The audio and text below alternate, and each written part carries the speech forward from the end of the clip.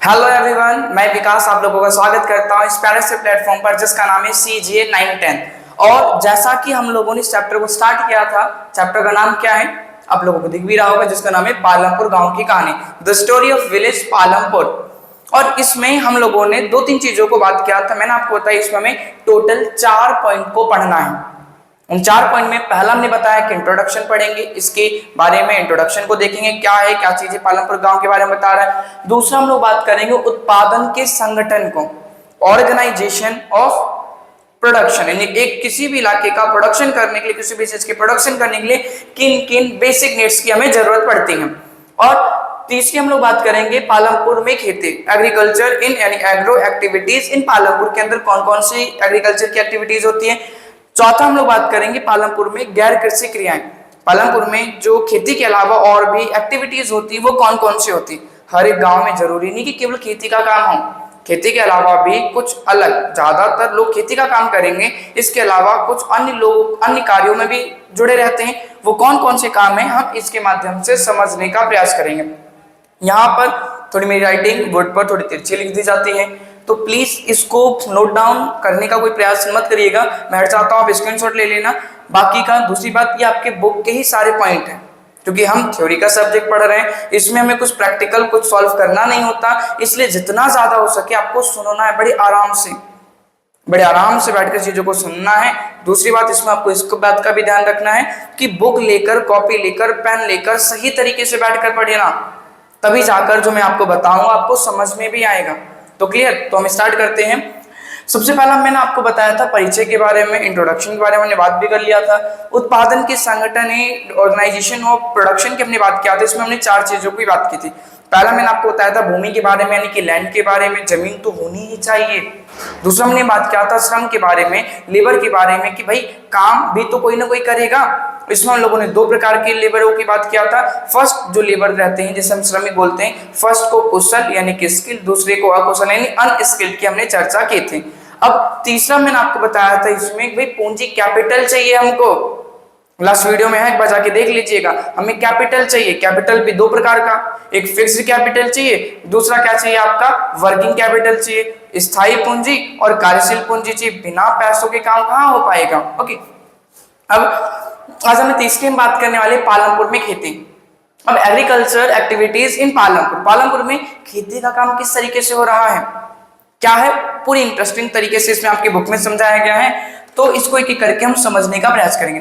पहला लिखा हुआ है कि भूमि स्थिर है, जो लैंड है वो फिक्स्ड है, न बढ़ता है न घटता है, घटता चला जाता है पर बढ़ता नहीं है। किसी आपके घर में, चलो मैं एग्जांपल लेता हूं, आपके घर में आज से 10-15 साल पहले तक, 20 साल पहले तक आपके घर में बहुत कम सदस्य रहते थे। अब सदस्यों की संख्या थोड़ी बढ़ गई है, तो क्या आपके घर का थोड़ा सा भी एरिया बढ़ा? जितनी बड़ी कमरा पहले था उतना ही बड़ा कमरा आज भी है, बट सदस्यों की संख्या बढ़ती चली जा रही है। तो वही चीज है कि जो भूमि स्थिर रहता है। अब दूसरा पॉइंट ये है कि क्या उसी भूमि से हम अधिक पैदावार कर सकते हैं, यानी फिक्स्ड भूमि पर ज्यादा एक्स्ट्रा प्रोडक्शन कैसे कर सकते हैं। इसको लेकर आपके इसमें 2 पॉइंट समझाया गया है। एक को हम लोग बोलते हैं बहुविध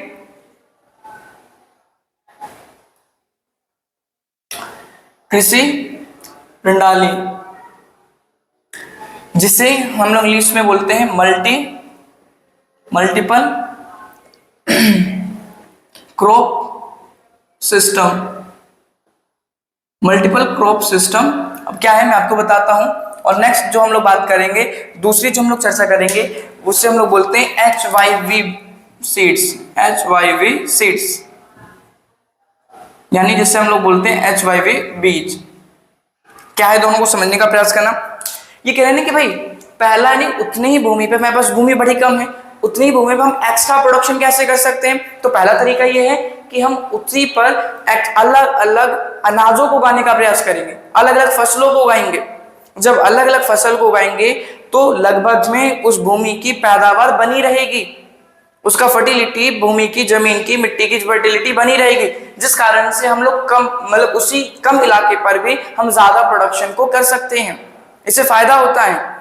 एक बार आपने गेहूं का उत्पादन किया, उसके बाद नेक्स्ट बार आपने क्या किया, चावल उगाया, नेक्स्ट बार किसी और को उगा दिया। जैसे माना जाता है कि दाल की जो खेती की जाती है, दाल के बाद यानी कि जो पल्सेस की खेती होती है, पल्स के बाद जमीन के अंदर नाइट्रोजन की मात्रा बढ़ जाती है, और हर एक उसको छोड़ दिया जाए तो सभी दाल मिट्टी के अंदर नाइट्रोजन की मात्रा को बढ़ा देती है। और नाइट्रोजन आपकी चावल को चाहिए होता है, धान की खेती के लिए नाइट्रोजन की मात्रा ज्यादा चाहिए।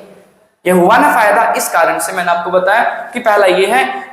दूसरा है HYV seeds, high yield variety, यानी कि अब हम लोग एक ऐसा हाइब्रिड, हमने बताया कि हाइब्रिड करके हम लेकर आएंगे दो अलग अलग, ध्यान देना, एक दूसरा बीज है, दूसरा बीज है, इन दोनों बीजों की क्वालिटी को, इन दोनों बीजों की जो इन दोनों के अंदर गुण है उनको एक बीज में ला देंगे। अब ये आएगा कैसे, लैब के अंदर हम टेस्ट करेंगे, लैब के अंदर हम बनाएंगे, तब जाकर एक आपका हाइब्रिड रूप से तैयार होगा सीड्स, तब जाकर हम क्या करेंगे, उसका इस्तेमाल करेंगे, क्रॉस ब्रीड करके हम इसका इस्तेमाल करेंगे। अब इससे होता क्या है कि हमारा उत्पादन बढ़ने लग जाएगा। अगर मान के चलते हैं पहले 1 हेक्टेयर, मान के चलते 1 हेक्टेयर पर 1 टन गेहूं का उत्पादन हो रहा था, अब उतने पर ही आपका 1.5 टन या 1.5 टन से ज्यादा गेहूं का उत्पादन होने लग जाएगा। इसका मतलब केवल बीज की क्वालिटी को चेंज करके हम प्रोडक्शन को बढ़ा सकते हैं, और ऐसा किया गया। ये बढ़ा तो सकते हैं, कोई दिक्कत नहीं, बट दिक्कत क्या है कि जो पुरानी वाली हमारी ट्रेडिशनल बीजें रहा करती थी, परंपरागत बीजें थी, वो पानी कम खींचती हैं, उसे कम पानी में भी खेती अच्छे से कर लेती है, वो प्रोडक्शन अच्छा दे देती है, गोबर हम खाद के रूप में इस्तेमाल कर सकते हैं। बट इस वाली बीज को गोबर से नहीं काम चलेगा, अब हमें केमिकल वाले रासायनिक खादों को लेकर आना पड़ेगा, केमिकल वाले फर्टिलाइजर को लाना पड़ेगा, तब जाकर काम हो पाएगा। इसका मतलब पानी भी ज्यादा लगेगा, केमिकल फर्टिलाइजर की जरूरत पड़ेगी, इसलिए इसके लिए छोटे मोटे किसान इसका सही से इस्तेमाल नहीं कर पाएंगे।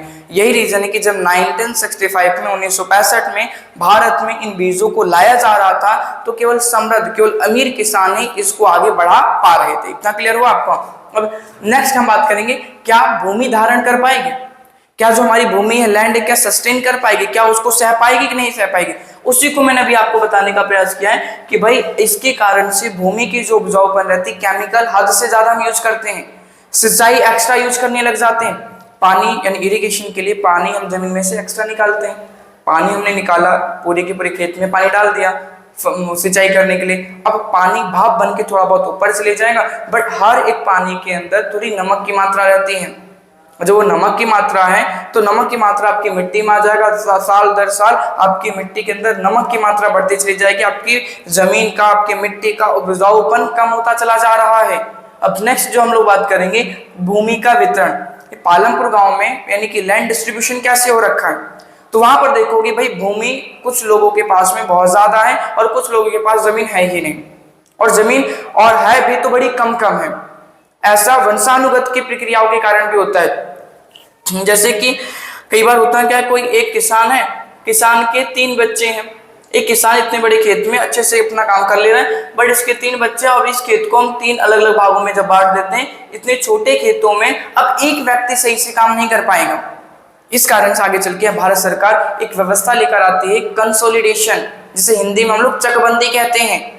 अलग अलग खेतों को जोड़कर प्रोडक्शन को बढ़ाने की काम की जाती है, ये थोड़ा बेहतर भी चीज थी। अब नेक्स्ट यहाँ पर है, श्रम की व्यवस्था कौन करेगा, यानी कि अब भाई लेबर के लिए आएगा कहाँ पर, काम कौन करेगा, गांव में। तो गांव में काम करने का सिंपल से, जिनके पास में इतने छोटे छोटे खेत हैं, तो क्या वो दिन भर खेतों में लगे रहेंगे क्या, यानी अपने खेतों में काम करने के बाद भी इनके पास समय बचेगा तो ये जाकर इन लोगों के खेतों में काम करेंगे जिनके पास बहुत ज्यादा खेत हैं। ये कई सारे गाँव में भूमिहीन किसान भी तो हैं, लैंडलेस फार्मर भी तो हैं, उनके पास जमीन नहीं है, तो दूसरे के खेतों में जाकर काम करके अपना जीविका चलाते हैं। अब नेक्स्ट हम लोग बात करेंगे खेतों के लिए आवश्यक पूंजी, यानी कि जो खेत करने के लिए, भाई खेती करने के लिए जो आपको जरूरत की कैपिटल पूंजी रहेगा, वो आप कहाँ से लाओगे। अब उसको लाने के लिए ध्यान देना, जो बड़े बड़े किसान रहते हैं वो तो अपनी लास्ट ईयर के प्रोडक्शन में अच्छा खासा बचाकर अपने पास रख लेते हैं ताकि नेक्स्ट बार उसका इस्तेमाल कर सके, और जब पैसा ज्यादा हो जाता है उसका किसी न किसी चीज में इन्वेस्टमेंट भी कर देते हैं। कभी ट्रैक्टर ले लिया, कभी थ्रेशिंग मशीन ले लिया, कभी कुछ न कुछ लेकर वो खरीदने लग जाते हैं, जिससे उनको थोड़ा बहुत फायदा भी हो जाता है। बट ये छोटे मोटे किसान क्या करेंगे, छोटे मोटे किसान इन्हीं बड़े किसान से, साहूकारों से पैसा उधार लेते हैं। जब पैसा उधार लेंगे, अब इनको अपना अनाज भी इन बड़े बड़े साहूकारों को ही बेचना पड़ेगा और इनके खेतों में काम भी करना पड़ेगा। हर एक तरफ से दिक्कतें इनके लिए होती हैं। यही रीजन आज हमारी भारत सरकार पहचान कर अलग अलग गांवों में अलग अलग बैंक बना रही है। इन बैंक सिस्टम को, बैंक के चयन को अपने नाबार्ड नाम से सुना होगा, आरआरबी कई बार भी बोलते हैं, रीजनल रूरल बैंक भी बोलते हैं। तो ये सारी बैंकें डेवलप हो रही हैं, ग्रामीण बैंक। कृषि के लिए सरकार लोन भी देती है, एग्रीकल्चर लोन बड़ा बेहतर है ताकि किसान सही तरीके से काम कर पाए। अब ना लास्ट में अधिशेष कृषि उत्पादों की बिक्री, जो सरप्लस प्रोडक्शन हुआ है, अधिशेष आपका उत्पादन हुआ, उसका क्या करोगे? जितने आपके काम का था आपने यूज किया, बाकी के रखो, हम सड़ाएंगे तो नहीं, उसको हम क्या करेंगे? बेचेंगे। अगर मेरे पे था, मेरे को यूज का था, मैंने यूज किया, अगर मेरे पे 1 क्विंटल बचा, नहीं 100 किलो के आसपास अनाज बचा है, तो क्या मैं ट्रैक्टर लेकर जाऊंगा क्या मार्केट में, मंडी में? नहीं ना। इस कारण से मैं अपने गांव के ही बड़े किसान को बेच दूंगा, क्योंकि उसके पास कई टन गेहूं उत्पादन बचा हुआ पड़ा है, वो अलग अलग से खरीदता भी उसके पास भी रहता है, तब वो जाकर मार्केट में बेचता, उसको ज्यादा लाभ मिलता है। यानी जो सरप्लस प्रोडक्शन रहता है, इसको जाकर मार्केट में, जैसे इस केस में यहाँ पर रायगंज का एक बड़ा सा मार्केट है, वहां पर जाके लोग बेच देते हैं। ये जितना भी मैंने बात किया, ये तो मैंने आपको बताया कि भाई गांव पालमपुर के गांव में कौन कौन से यहाँ पर काम हो रहे थे खेती के अंदर। अब हम लोग बात करेंगे खेती के अलावा कौन कौन से काम हो रहे हैं। जैसे कि हम डेयरी की बात कर रहे हैं, डेयरी का काम कर सकते हैं, दूध वगैरह बेचने का भी काम कर सकते हैं, विनिर्माण का काम कर सकते हैं, यानी मैन्युफैक्चरिंग का। भाई मैन्युफैक्चरिंग, विनिर्माण का मतलब मैन्युफैक्चरिंग होता है। वहां पर भी तो काफी तक घर बनाने का काम हो रहा होता है, घर भी बनाने का, लेबर वगैरह का भी तो काम होता है, राजमिस्त्री भी तो काम करते हैं गांव में, पुल बनाना है, सड़क बनाना है, ऐसा काम भी रहता है। आजकल आपने नाम सुना होगा जिसे मनरेगा कहते हैं, मनरेगा के तहत भी गांव के अंदर 100 दिन का रोजगार मिल जाता है। अब नेक्स्ट है पालमपुर में दुकान और कई सारे भी आपको दिन प्रतिदिन की आवश्यकता की जो वस्तु रहता है, हम आसपास की किराना जनरल स्टोर से ही तो लेकर आते हैं, तो कई लोग दुकान भी खोल के बैठे रहते हैं। और लास्ट आपका परिवहन आ जाएगा। सबसे पहले डेयरी उत्पादन, यानी गांव के अंदर खेती के साथ साथ कई सारे लोग पशुपालन का भी काम करते हैं। जो 1-2 पशुपालन कर रहे हैं उनसे खुद का ही काम चल पाता है, जिनके पास बहुत ज्यादा संख्या में पशुधन रहते हैं, कैटल्स रहते हैं, वो उनका अपने कारोबार में भी इस्तेमाल करने लग जाते हैं। भाई उनको दूध को दुहेंगे और दूध को लेकर उसे कई सारे वस्तुएं बनाएंगे, जिसमें दही हो गया, घी हो गया, मक्खन हो गया। अगर कुछ ज्यादा समझदार रहते हैं तो नहीं हो पाता, क्योंकि एक चैन बनती है। जैसे आपने गुजरात के अंदर अमूल का नाम सुना है, अमूल गांव गांव में जाकर लोगों से दूध को इकट्ठा करके दूध बेचता सस्ता है। आप बोलोगे सस्ता कैसे, में भी तो महंगा है, बट दूध से बना प्रोडक्ट जो रहता है वो बड़ा महंगा बिकता है। पनीर देख लो 250 पारी होगा, घी देख लो कितना ज्यादा होगा। इसलिए जो दूध है आपका, दूध से बनाया गया प्रोडक्ट जब आप बेचोगे तो आपको ज्यादा फायदा होगा, तो उसी की मैं बात यहाँ पर कर रहा हूँ। तीसरा विनिर्माण उद्योग, यानी कि भाई यहाँ पे मैन्युफैक्चरिंग इंडस्ट्री की चर्चा हो रही है। अलग अलग तरीके से लघु, बहुत बड़ी बड़ी निगाह से लगा कि 10 मंजिला घर बना रहे हो। भाई गांव में एक छोटा मोटा घर बनाना होता है, उन छोटे मोटे घरों को बनाने का भी तो कई सारे लोग काम करेंगे। और गांव में कई बार अपने का चिमनी बोलते हैं, ईंट का निर्माण होता है, ईंट भी तो बनाते हैं, बड़ी बड़ी चिमनी कुतुब मीनार जैसे खड़े रहते हैं, उस पे भी काम करने वाले लोग मिल जाते हैं आपको, वहां पे भी काम करने लग जाते हैं। अब पालमपुर में दुकान की चर्चा करते हैं, यानी भाई दुकान पे भी कई से, और ध्यान रखना गांव के अंदर जो दुकान रहते हैं, छोटी सी दुकान में आपकी जरूरत की लगभग में सारी चीजें बेचते हैं, कपड़ा, जूता, चप्पल, बर्तन, सब कुछ बेचेंगे वो। क्योंकि आपको गांव के अंदर आवश्यकता की चीजें खरीदने के लिए आपको शहर जाना पड़ेगा, और हर गांव में अलग अलग दूरियां रहती हैं, कहीं पे बहुत ज्यादा दूर है, कहीं पे और ज्यादा दूर है। इस हिसाब से लगभग थोड़ा टाइम और समय लग सकता है, जिस कारण से यहाँ पर वो गांव में हिलाकर बेचते हैं, उनकी कमाई भी हो जाती है। और लास्ट है आपका परिवहन, परिवहन यानी कि ट्रांसपोर्टेशन। गांव में भी आपको कहीं एक जगह दूसरी जगह जाने, जैसे शहरों में तो हमारे पास बहुत सारे ऑप्शन रहते हैं, हम बाइक से, रैपिडो से, ओला, उबर, हर एक चीज से जा सकते हैं। मेट्रो की सुविधाएं, बस दो प्रतिदिन कह रहा हूँ 2-2 मिनट पे आती रहती है। बट गांव में ऐसा नहीं है, एक बस की टाइमिंग है, वो मिस हो गई तो आपको अगले दिन का इंतजार करना है, तब जाकर होगा। और कई बार तो ऐसा होता है वो बस किसी शादी में बुक हो जाती है तो वो बस आती भी नहीं है। तो ऐसे कंडीशन में कई सारे लोग अपने टेम्पो वगैरह, ई रिक्शा वगैरह, ये सारी निकाल के, 3 व्हीलर निकाल कर गाँव में इसको भी काम पे लगा देते हैं। ये भी काम कर रहा होता है, शादी ब्याह में कहीं बुक करके आना जाना होता है, रिश्तेदार के यहाँ पे आएंगे तो इसके लिए भी यहाँ पर हो जाता है। तो इस तरीके से हमने बात किया भाई पालमपुर गांव में, एक गांव के अंदर पूरी की पूरी एक्टिविटी कैसे होती है।